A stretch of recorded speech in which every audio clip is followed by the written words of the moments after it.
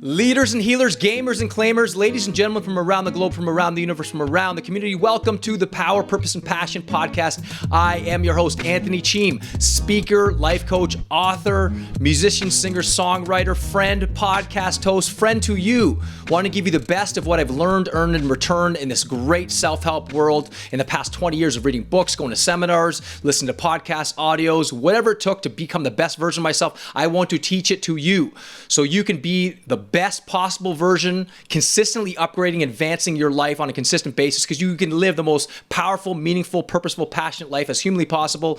So you can basically share your gifts, your talents, everything you've got and given on this planet, because that's the ultimate fulfillment. That's the ultimate success. It's not just what you achieve, but what you share, what you give, and giving of your heart, giving of your soul, giving of your spirit massively. So thank you for joining us. It's an absolute honor and privilege to be on the show with you and be able to serve you in this great technological savvy world, upgraded and advanced I am. I'm ready to give to you the best of what I've learned. All right. So it's been a whole entire summer, and we haven't been consistent with the podcast. I decided to take the summer off, plan and structure our time so that we can kind of plan for September after Labor Day weekend. And we have got a great show for you today and the coming weeks. We've planned a lot of great things, upgraded in our podcast, the content, the ways in which we give you the content and we share the content. So I'm excited for that. And for you that are joining us on iTunes or YouTube or Facebook Live, wherever you are, thank you for joining us. And I can't say enough about what a blessing it is to be on the show with you. And today we've got a great show. And the topic today is how to create massive momentum in your life. Because man, if you're stuck, if you are in the middle of a funk, or you've just lost your job, or you're moving from one stage of life to another, you're in one relationship and it's ended and you're wanting to start a new chapter, this is the show that you want to basically listen to on a consistent basis. Because as Tony Robbins says, repetition is the mother of all skill. You've got to keep on repeating it over and over, listening to it, reading it, contemplating on it, whatever it takes to take your life to a next level. This particular show is about creating massive momentum in your life, and that's what it's all about, creating that massive momentum. It's like that snowball going down a mountain. You start with a little snowball, and as it starts to move and move and move, it becomes so big and it moves so fast, it almost becomes unstoppable. So we want to help you do that. We want to help you create an unstoppable momentum in your life, whether it be career-based, family life, relationship, health, spiritual, whatever it might be. These principles and practices that we're going to cover today are going to be so much of value and benefit to your life. So thank you again. And today, I've got a special guest, first time ever on this podcast, other than just Cam and myself being on this podcast. I've got a special guest that's going to chime in and give us his greatest gifts and his wisdom and share about what it takes to create massive momentum in your life. It's a friend of mine, Alistair McBride from Ireland. And this will maybe read you some of his credentials and what he's all about and what he's doing right now in his current life and his career and his personal life. And he's doing amazing. So let me just read you a few things about him. He is a coach, facilitator, and a trainer, and has started numerous small businesses. He's a regular guest lecturer in cognitive behavioral coaching in the Masters in Coaching program at University College Cork in Ireland. He's also facilitated in postgrad courses in entrepreneurship and innovation in University College Dublin. He's a coach to executives and to business owners across an array of industries, including software, law, aviation, telecoms, corporate finance, to name a few. He believes clarity in thought leads to clarity in communication.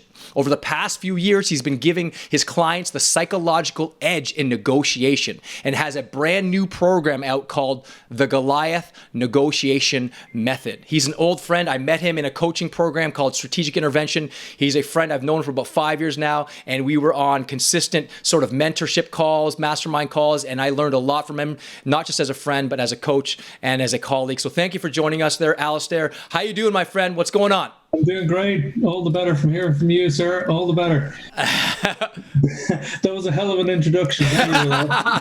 You're very welcome. Bowled over by the energy over here. So. Oh, that's great, man. Because that's what it's all about. The energy, right? Bring in the energy. Infectious. It always is for you, man. It always is. It's always fantastic, man. Yeah, awesome. So what's going on? And what can you tell us about, how to create massive momentum in your life? Well, I mean, the very first thing, it's something we talked about many times. It's so important you have it in the name of the podcast, is purpose. Purpose is everything, I'm afraid. Once you're clear on the purpose, That's the energy. That's the energy behind everything else. Yeah. It's like when people talk about change, when people talk about getting momentum, when people talk about new habits or getting rid of old habits, all that sort of stuff, people often get into the tactical way too soon.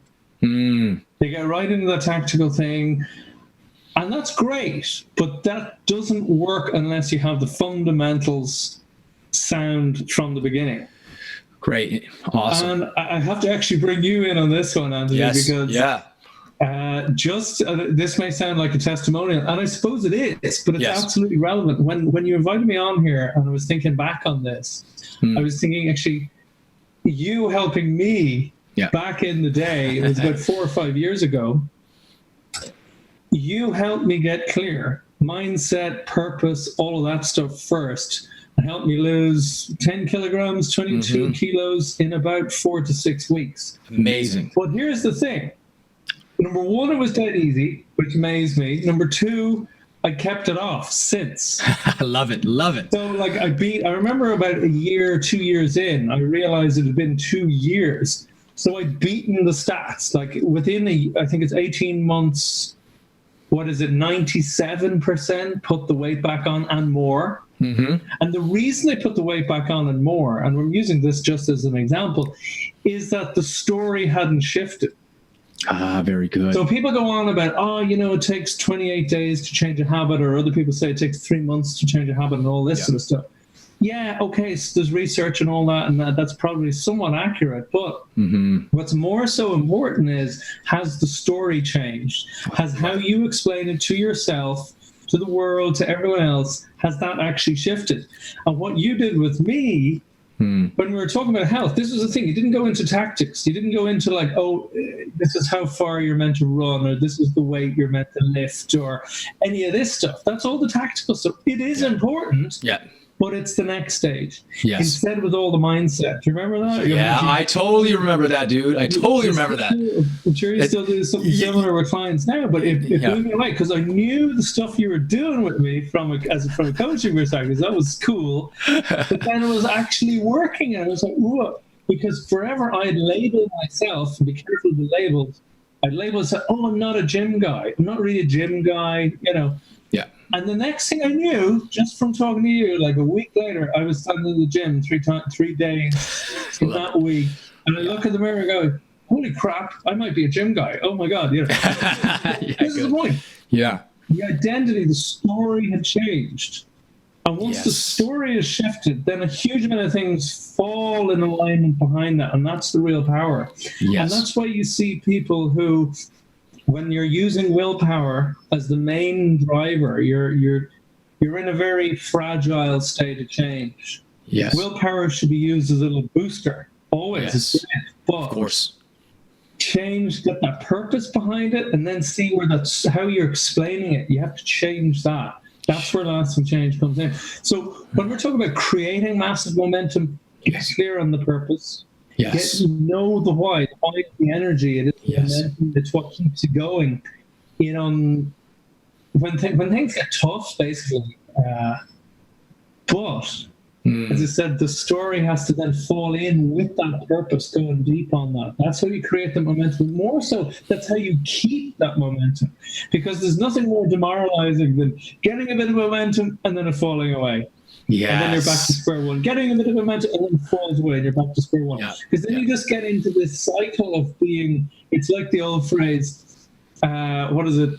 Cigarettes are easy to give up. I give them up all the time. Very good. Excellent. It's that kind of thing, isn't it? Where it's like, you do it and it drops. You do it and it drops. So that's the first thing I'd say to you. Purpose, know your purpose, know your why, and then dig into the story. Write it out. There's some great stuff. The Pennebaker exercises. Did we ever use those? I can't remember. It's a writing exercise. Yes. It's something I use with clients a lot. It's like, what does the story actually say? But the next thing I dive into is talking about credit. Yeah. Because you're a great man for the motivation and for getting it going. Yeah. The flip side of that, which is equally valuable, is actually giving yourself credit where credit is due. Yes. Very good. Awesome. Because people are making good progress. People are doing things. that are good steps along the way, that are starting to get into good habits. But unless they see those actions as being part of that momentum, then you risk falling into only rewarding yourself when a big result happens. And you need to break that down into milestones. But into just, I remember this actually, going back to our original story, where we're doing the gym thing, and I was a few months in and it was going great. And I was getting really frustrated one day because my numbers weren't any good. They'd gone to crap, Yeah. And I was like, what the hell's wrong with me? And I was getting all annoyed. And one other guy in the gym said, man, are you okay? I went frustrated. And I said, oh, my numbers are down, everything's down. And he said, dude, you're here. Yourself a break. And I was just like, yes, thank you for the wake-up call. That's exactly what I'd say to my friends, to my clients. So it is that thing about give yourself credit. It's not about giving yourself an easy ride. It's about noticing good work done and saying, you know what, that's actually pretty good. It's like, okay, he's controversial now, but as Woody Allen said, half the battle, half of success is turning up. Yes. So turn up. If it's a gym, I keep using the gym analogy because it's maybe an easier analogy. Yeah. What I also like about what you're saying there, just to kind of chime in, is the fact that we need multiple ways to measure our success, not just the scale. We need to measure our emotional state, how we're feeling, our energy, our self-esteem, our posture, our focus. Those are multiple ways. So as you said, if our weight's not down, we have other measuring sticks to say, I'm up here, I'm up there. My spiritual is better. My relationships are better. So we don't just need one measurement. So I just wanted to add that to you. So I absolutely agree with that. Absolutely. I mean, that's the key thing is having whole scales of being able to win. So, the classic one, again, going back to the exercise stuff, just because a lot of things fall as easier analogies and easier examples with exercise. But, maybe you say, I need to go to the gym 3 times a week or 5 times a week or twice a week, whatever it is. But what if you're stopped doing that due to work or due to a loved one being ill or due to you being ill or whatever that might be? It's like most people then fall into that trap of, I haven't been able to do exactly what I said I would, therefore I failed. And so they fall off the bandwagon, they fall off all that progress that they've made and go, it's all rude. It's the same as someone who's, say they're trying to give up chocolate or something, I don't know. And then they have some chocolate and they go, all is lost. Yes. But no, it's not. It's yes. You're that piece of chocolate away. The other side of quitting it. So give yourself a break. Yes. Amen. But it is about that. It's about, so going back to the gym, you can't make it to the gym. What else can you do? Yeah. Oh, I have a kettlebell here. Yeah, do a kettlebell routine. Super. Yes. What else can you do? Oh, I have a YouTube yoga training, whatever. Yeah. What else can you do? Even if it's a few squats and push-ups, again, that's the exercise equivalent. Yeah. What is that one? So whether you're winning 10 out of 10, 6 out of 10, 5 out of 10, 2 out of 10, 2 out of 10 is better than 0 out of 10. Yes. So if you do something, yes, then you're still on the road to winning, Yes. You're still on the road to continuing that momentum. Now, it mightn't be that 8 or 10 out of 10 that you're looking for, that, that you get to have a huge high five to yourself and all that stuff. But hey, you're still moving in the right direction. You're still continuing the story that you are moving forward. Sometimes it's in a big leap. Sometimes it's a small step. Yes. And it's that real difference between, the massive gains and the 1% rule. Is it James Clear was always talking about the 1%? Yes. 1% improvement every day. That's compound interest. Yes. The old compound interest. You got it. Remarkable thing. Yeah, you got it. Yes, excellent, man. Excellent. Yeah. So you talked about purpose. You talk about when it comes to purpose, change the story. And we've had this conversation before about the 3 S's, about state, strategy, and story. And those stories, man, about why things aren't working. I often say to people, you might have gotten a car accident and it may have made you late for your work. But it's the story, and that may be a fact, but it's the story behind the facts that keeps you from moving forward. Story.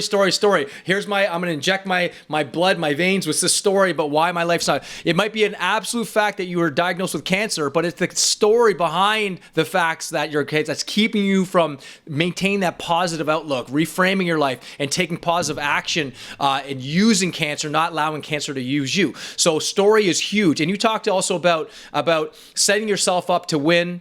One of the things I also talk about is this, is, you know, one of my favorite questions I ask clients, and I'm sure you can kind of add to this, is what would it look like to add that, to create that sort of that catapult or that launching pad to create that momentum. I often say to people, look, what would it look like? How specifically would it look like if you achieve the ultimate goal you're after? What would that look like? Describe it for me. What would change? What 10 things in your life that would change for the positive if in fact you achieve this ultimate goal, right? And they start to try. I feel better with myself. I would be able to have more confidence, do all these great things. I'd be able to go on that hike. I'd be able, just using health as an example, I'd be able to have the confidence to talk to the girl that I've always wanted to talk to, the boy I always want to talk to. I would have the energy and vitality to double or triple my income at my business or whatever it might be. And then they get excited and attuned and associated to the outcome and the purpose itself from achieving that goal. What do you have to say about that? Yes. In short, no, that's exactly it.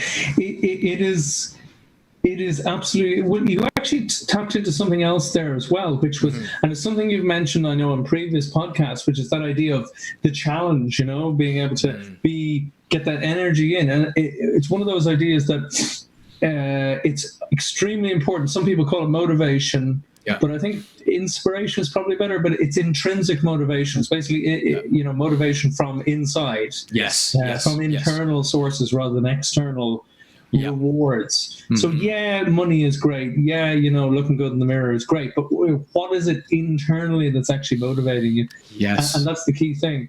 It's the difference between internal motivation, which is intrinsic motivation, which we're talking about, or inspiration, versus ideas of external stuff, which is the carrot and the stick. Yes. Which in business terms is that idea of how do we motivate our workers? Do we threaten them by hitting them, or do we actually dangle something that they're meant to work toward? Whereas, much more modern ideas are all about trying to get it from within. Yes. That's far more powerful. That's what lasts longer. Yes. But the other parallel with that is that when we're doing the internal stuff, when we're challenged, as you said, when we're actually feeling the challenge, feeling that energy in there, that's firing the dopamine, which most people know about these days. And one of the problems that I heard you mentioning in a previous podcast is when you feel like you've actually reached the goal. And that's where a huge amount of momentum often dips away. And that's because the dopamine drops and the serotonin kicks in, which is like the chill out, the nice chill out buzz of the neurochemical.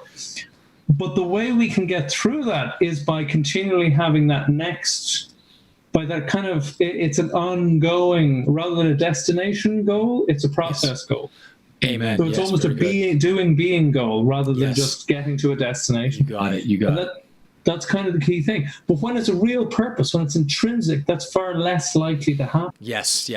It's like what Tony Robbins says. He says, when we fail, we tend to ponder. When we succeed, we tend to party.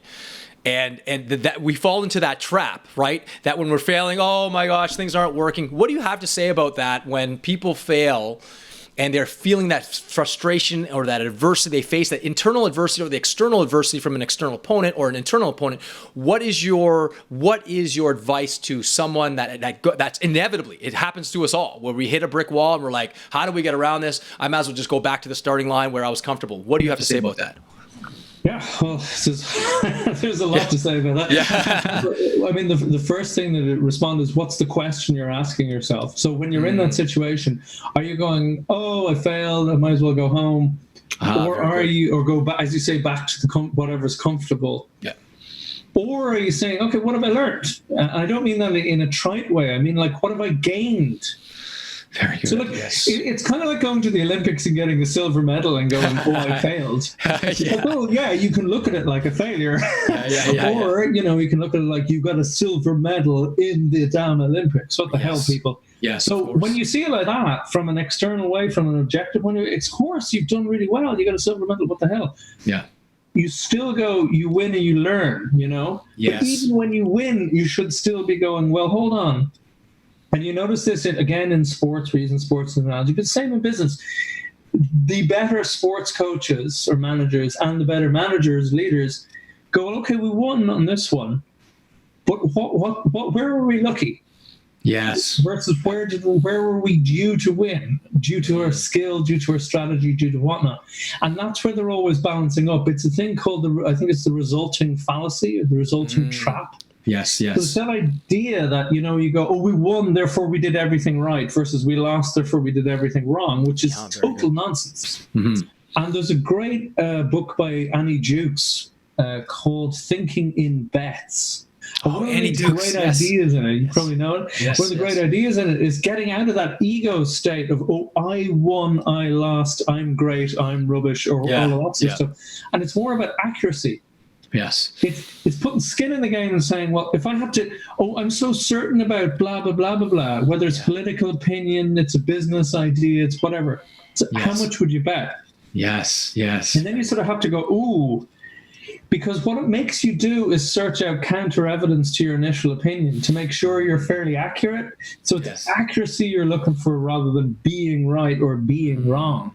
Fantastic. Excellent. And that's kind of one of those ways where you can balance up, like, okay, I didn't win this one, but what have I learned? What can I use? What's actual value? And this is the key thing, because it's a great idea. It's there's a phenomenal book I read recently that could be very valuable to your listeners called Range by David Epstein. Okay. And it's all about that idea that we all think in terms of, Tiger Woods, that you have to be going, going super deep, and this is the one thing, and you're doing it since you're a toddler and all this stuff. And that works in some domains, like chess and golf and things where there's very limited, this about pattern recognition and doing the same few things over and over again. But in every other human domain, the Roger Federer model works. Roger Federer, like one of the best tennis players that ever lived, he didn't even go into tennis fully until he was like 17. He played like 6 sports. He nearly played soccer for Switzerland. I think he was very competent at lots of sports. So then he went in, but that's what made him such a dynamic player. He also, goals-wise, didn't even have winning Wimbledon as his goal. His goal was to play once in Wimbledon. Isn't that amazing? So the point was, as he improved, the goals improved along with it. Yeah, you got it. Exactly. Backing it up, right? Yeah, backing it up. He was having the love of it. This was the last thing, not last, but it's one of those key things is that purpose is absolutely key. Purpose is key, but it's actually what is one of the greatest motivators is play. Amen. Yes. Enjoy the minute to minute of what you're doing. And frame it in terms of the minute to minute. Then that's like a superpower, because if you have the two, if you have the purpose going in the background, and the play going minute to minute, unstoppable. It compounds. 100%. I remember hearing John C. Maxwell talk about, the 2 steps. And I tell this, and I remember this because I use it on my clients. I use it on this podcast all the time. He said, if you want to know what the 2 steps to success are, is find something you love to do that you gladly do it for free. Just do it because you just love it. Because you just love it. It just like stirs your soul. And then second step, get so good at that skill, people will gladly pay you for it. Right? And the reality is as you add purpose to the mix and love and clarity and often a good strategy, let me tell you, it's unstoppable. In fact, when you're losing, you learn more from your losses than you do your wins, right? And I remember even using sports again, is a guy named George St. Pierre. He's an MMA fighter, one of the greatest mixed martial arts in the world. I remember seeing him. What I learned from him so much, he was so cerebral in his strategic approach to all the fights he fought in, all the opponents, studied their weaknesses, all these things. But I remember him winning a fight in 5 rounds. He beat this guy handily, destroyed him, but he didn't tap him out. He didn't make him submit. And When they went back, the cameras went back to the locker room. What was he doing? He was rolling around with his coach. And he was asking the coach, what did I do wrong? Even when he won, he was focusing on how to improve. Even though he's the best in the world, one of the greatest of all time, he's still practicing because I think, number one, he loves it. Number two, he has great purpose for it. He has tremendous drive to become the best in the world. He's got a great strategy, of course. He's using, obviously, the tools of when he loses, he learns from it. And he did lose that one fight, and he ended up beating the guy again. He learned from that loss. And when he's winning, he's still winning. So he set up the game so he's winning. He's using multiple ways to measure his success. When he's losing, he's winning. And he's winning, he's even winning even more. And he set up the game that way. And I think that's a great sort of matrix to follow in terms of when things get tough, you kind of have to back up and kind of re-examine where you are. You absolutely do. And that's exactly the point that we were touching on earlier, which is, setting it up so you have 9 ways to win and only 1 way to lose, or 99 ways to win and only 1 way to lose.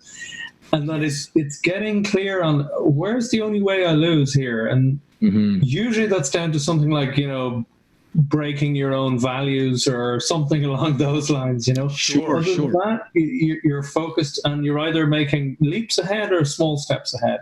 Excellent. So, yeah, that's awesome, man. So what's one thing that you tell a client, like for the people, my listeners out there, and let's say a client comes to you and says, hey man, I'm just struggling with like, I don't know where I am. What's one strategy that you would tell them, this person, this business leader, whoever whom you're working with, what's one thing that you would tell them, one question that you would ask them, one strategy, one principle you follow in helping them break through some of their limitations?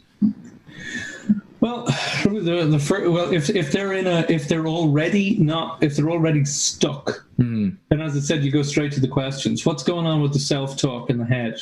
Yes. Very good. So if you're stuck, it means that you're not seeing options, you're not seeing some of the choices available to you. So you immediately move that perspective to trying to see, well, what's the assumed state? So again, it's going into that story. As we talked about before, state, is their state in an optimistic way? And you can change that by asking those little questions where it's like, what have you not considered? What have you tried but need to try again? All those questions. What have you learned from this before you got stuck? It's like, okay. So all of these ways to try and get them to start seeing their own options, and then lifting that, they'll lift their state, and then you can start working, as you say, with the story again. Excellent. So how do you see it as something that you gain? What else can you do? What else? And through that, then they start getting momentum. The other thing I'd say, just and it's a broader one, but it's related directly to this, is before, if people are starting something, before I let them kind of out of the room, out of the coaching conversation, I usually get them to start analyzing or start picking out from their past experience or just from their own general knowledge of business or whatever it is, the challenge that they're up against, to identify their excuses, to identify their obstacles. Oh, very good. The external ones are easy. The external ones are, the weather might be, or the car might be broken, or I might be able to get to the gym because of this, that, and the other. It's like, okay, that's easy. That's great. You need to write them down and the workarounds. What else can you do? How else can you do it? Okay, great. But it's the internal ones. It's that internal motivation. Yes. And we're also our greatest foe as well, So it's huge to actually work out those excuses. Because we plan as Elon Musk or as Dr. Spock or whoever on the planet. Someone really reliable is going to get stuff done, Yes. But the person doing it is Homer Simpson half the time, If they're in Homer Simpsons, and that's who we're doing the battle with. Yes. Just wants to sit back after a hard day and have a beer or, whatever it is. And it's getting that, come on now, Homer, you can have the beer later, or you can have. Yeah, exactly. And that's a great way to look at it, because oftentimes what I'll do with clients is say, what are the potential obstacles that have stopped you and the opponents that have stopped you in the past that have stifled your progress. And then once they write it down and say, well, this emotional state, what's the emotion that goes along with that? Guilt or shame or fear or self-pity. And then what we do then is we collapse that sort of emotional state by creating a more powerful state, so that they can anchor those powerful states, and then it collapses that self-pity. It doesn't mean they don't feel it. It just means that they know they have a powerful state or a powerful archetypal energy available to them to collapse the self-pity and actually move forward. And as you said, there's both internal opponents and obstacles and external opponents and obstacles. And it's good to kind of examine what's worked in the past and what has kind of not worked in the past, so we can actually create that strategic approach and go, all right, here's where I am. I'm stuck. Here's my pattern that I used to run. Here's what I'm going to do. Here's my strategy, and then deploy it without even hesitation. And that's a great strategy. So any last words there, Al, to our audiences here? I mean, the bottom line is to actually, you want to act as basically as your own best mate, as your own best pal. Where what I mean by that is that, well, if you know some of my friends, they will give me a hard time. Yes, they won't let me off the hook. But at the same stage, they'll also go, give yourself a break, for God's sake. And then they'll weigh it up in more balance than maybe I'd give. Most people, their harshest critic are themselves. Yeah. And take that and flip it objectively. If this was one of your closest friends, would you be saying that? Or would you actually be going, hey, man, that's not right? Seeing it in more objective perspective, that you want to push them when they need a push, but also say, pat on the back when they're doing things well. Yes, amen. I love that. You taught that to me, the difference between self-esteem and self-compassion. Self-compassion is a greater asset. Just have self-compassion is like your best friend who's there when things are down, they're cheering you on, when things are up. Self-esteem is when things are going great, they're cheering you on. When things aren't so great, it's kind of frustrating, right? So develop that self-compassion for yourself, develop that self-awareness, and I promise you, as Al said, this is one podcast, I promise, if you listen to it over and over again, I suggest listen to it like 20 times, like while you're working out. And so you could pull from this podcast probably about 100 nuggets, maybe just pull one or two, write it down, study it, highlight it, wake up every morning and read it, and then deploy it on a daily basis. I promise you're going to start creating that massive momentum that you so desire and you so deserve, and that's available in your life. So thank you for joining us, Al. It is an absolute pleasure and a privilege to have you on the show. And to our audiences, we're going to actually have Al on a consistent basis, providing some of his wisdom, his insights in business, in his own success, his own personal life, in psychology, and everything that he has had access to in studying his own world and his own life, to share with you alongside me and alongside Cam, that's in the background right now doing all this technological stuff. So we are a team here to support your growth, support your expansion. So thanks, Al, for joining us. Say bye to our audiences. Awesome. And you know what? To the audiences out there, if you want to listen to this podcast more, we're on iTunes, SoundCloud, Facebook, Instagram. You can download our podcast. You can even look at us up on YouTube. And for more information on Al, I'll just give you some of his information at www.almcbride, that's ALMCBRIDE.com/mini course. In fact, he's basically providing something, I think it's a mini course, a cheat sheet. And if you want email mini course, if you want the psychological edge in negotiation and persuasion, that kind of stuff, it could be very insightful for you. Oh, extremely valuable. Like over the years, he's provided so much insight in helping some of my clients. Anytime I would get stuck, I would reach out to him with either personally stuck or with a client and bring some of the challenges I'm having with a particular client. He'd bring some extra insights into my world and just help me sort of break through that limitation. So thank you, Al, to your continued upgrade and evolution. My pleasure, Al, to your continued upgrade and evolution. Live it up with power, purpose, and passion. God bless you guys.